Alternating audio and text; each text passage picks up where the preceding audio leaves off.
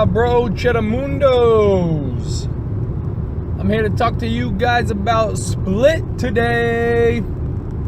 It's me, Uncle Swag, part of the NetDicks bro chachos, the NetDicks movie reviewers, the NetDicks big dicks, you know. It's Uncle Swag here. And we full of swag tonight. So, we're talking Split. We're talking M. Night Shyamalan.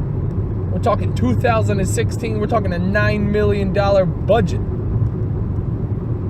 So, how was it, right? I saw this preview, and it fucking freaked me out. I thought I was going to be scared shitless watching this movie. It wasn't that scary. You know, he's a thriller guy. I should have known that. I thought he was stepping out and becoming a horror guy. He's not. He's keeping it as a thriller. And that's okay. You know, that's fine. I got no problem with that. He's a good thriller guy. In the car right now, some dickhead's got his brights on, and guess what? He's just chilling behind me. He wants to be behind me because he fucking gets a boner with his brights on. So I'm gonna try and make him pass, but guess what? He doesn't want to pass me because he's a little fuckstick, huh? Wow, this is crazy, guys. I'm going 60 and a 70. He won't pass me. He's just being a real dick.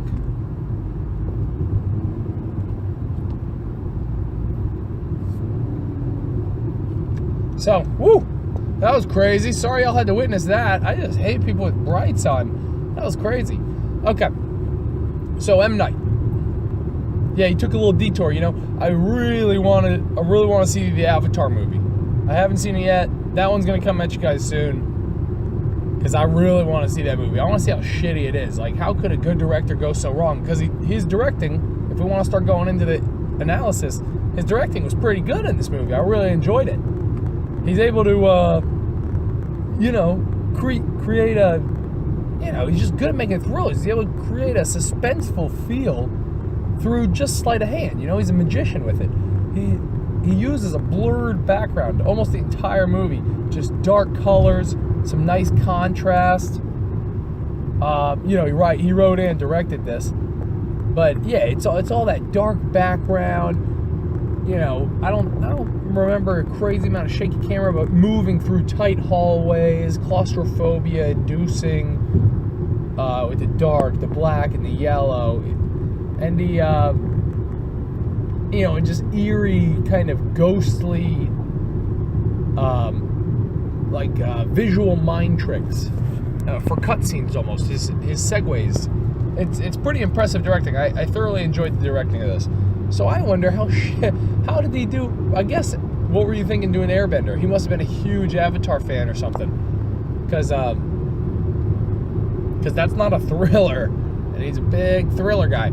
So I gotta say that. You know, maybe I'll dive into some M. Night soon because it was good directing.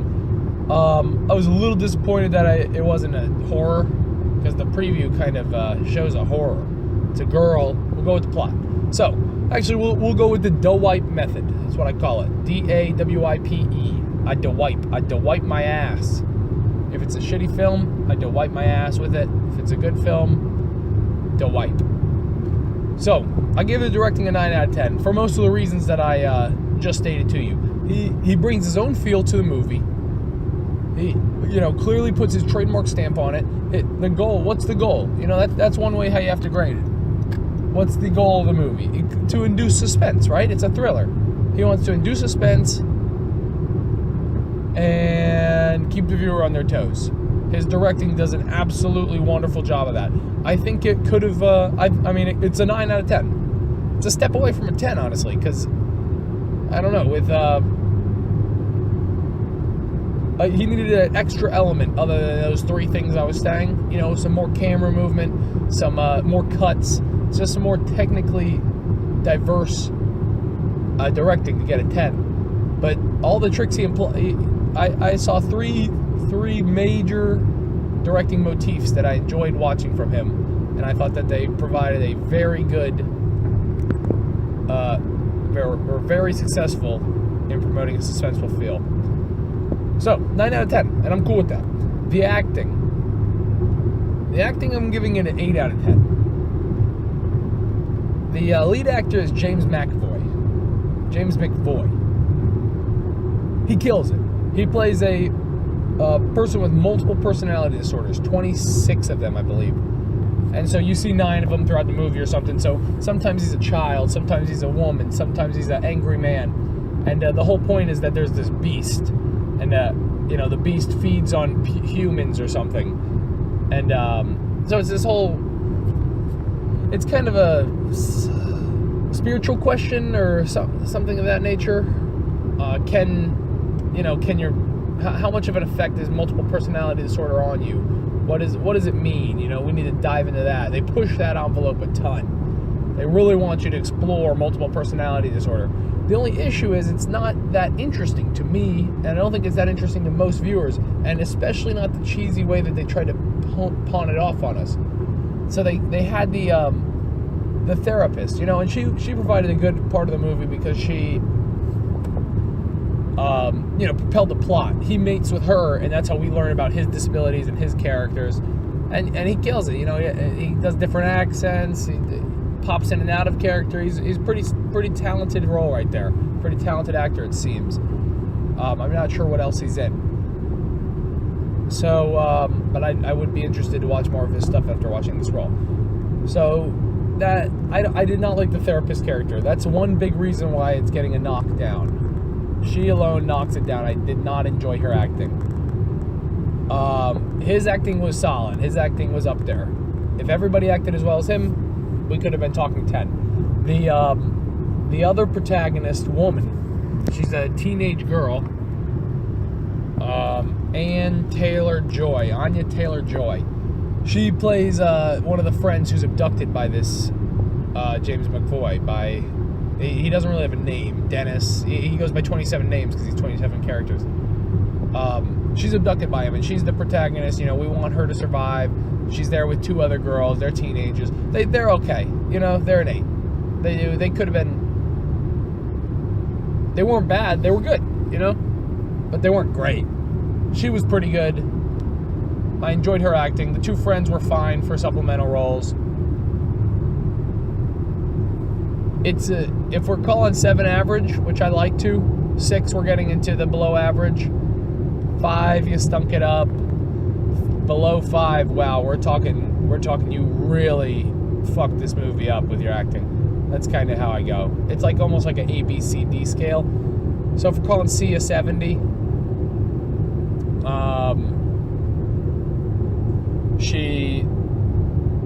they're fine. They're C to B range. He boosts it up to he boosts them up, and therapist character boosts him down, and we end up at an 8. But overall, pretty fun acting from some pretty fun characters. I just did not really care for the one, and the other girls didn't blow me out of the water. The writing I gave a 7. It did not impress me, the writing. I mean this as the dialogue. Some of it was okay. A 7 is a C. They deserved a C for the writing. Honestly, it might be an interesting idea to go with an A, B, C, D scale, but it's a C. Because, just cheesy. That's really the only way to describe it. And that's how most writing fails, is they provide unrealistic dialogue. I guess it gets some bonus points but we grade the plot differently. So this is all dialogue, and I did not enjoy how the main character,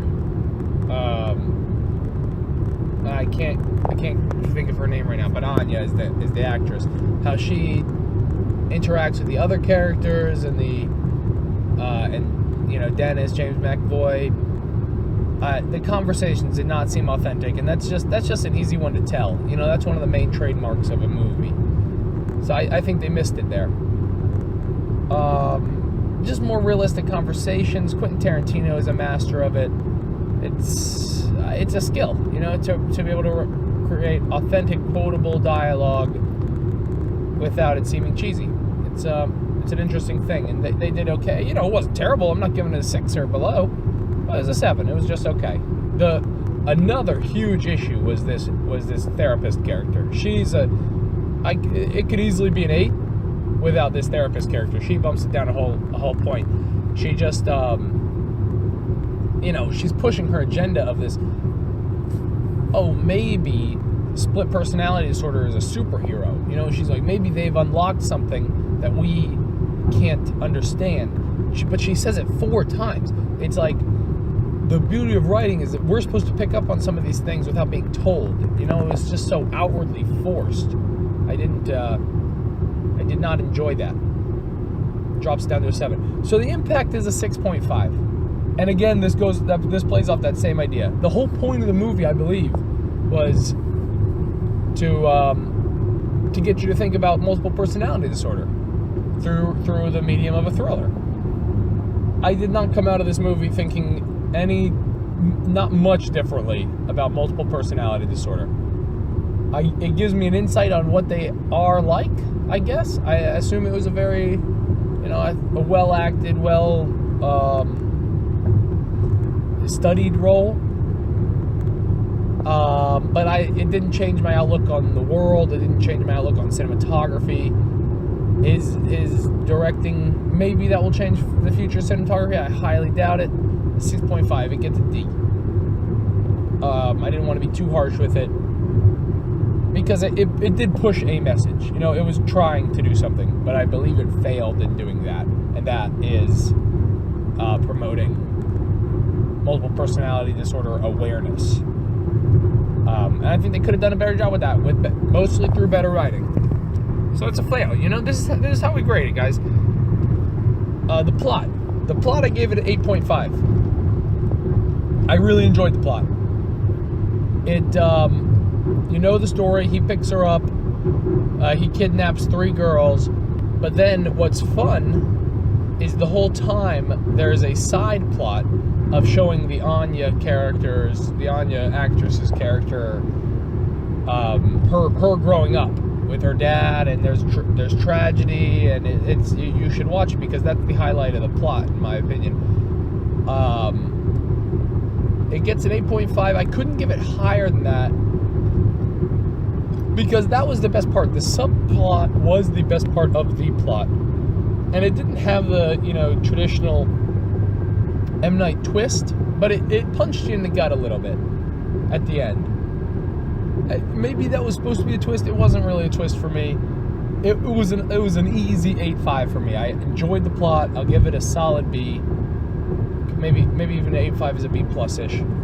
But it's nothing to, I wasn't shitting my britches. The ending was an 8, and I'll stand by that too. It goes hand in hand with the plot. It grabbed my gut a hair, which I enjoyed, but I'm not thinking about it today. I'm not sitting here saying. I mean, I'm thinking about it right now, but I'm not sitting here saying, "Oh, this. Let me think about that M. Night Shyamalan twist ending." It wasn't really. I don't know. You guys got to watch it. Just decide for yourself, obviously. But I'm pretty confident in these numbers I'm giving out. So yeah, the ending was good. It wasn't great. It wasn't super great. It was a little better than okay. It was an 8. It was a good ending. I enjoyed it. I don't want to spoil. But you guys will understand if you see. Overall, I gave it a 7.8 out of 10. This is typically pretty close to the average of the 6 scores we give. And 7.8 out of 10. I believe that's a very good score. If you want to watch a 7.8 thriller, I think that's a hell of an idea. I think it's a hell of a night. It's a fun little movie. I watched it with my buddies. They enjoyed it. And yeah. So that's Split, guys. Get out there. Watch that new M. Night movie. It's a fun one. It's a 7.8. Alright, guys. Thanks for tuning in. I'll be giving you more in the near future. Again, it's Uncle Swag. And alright, guys. Good night.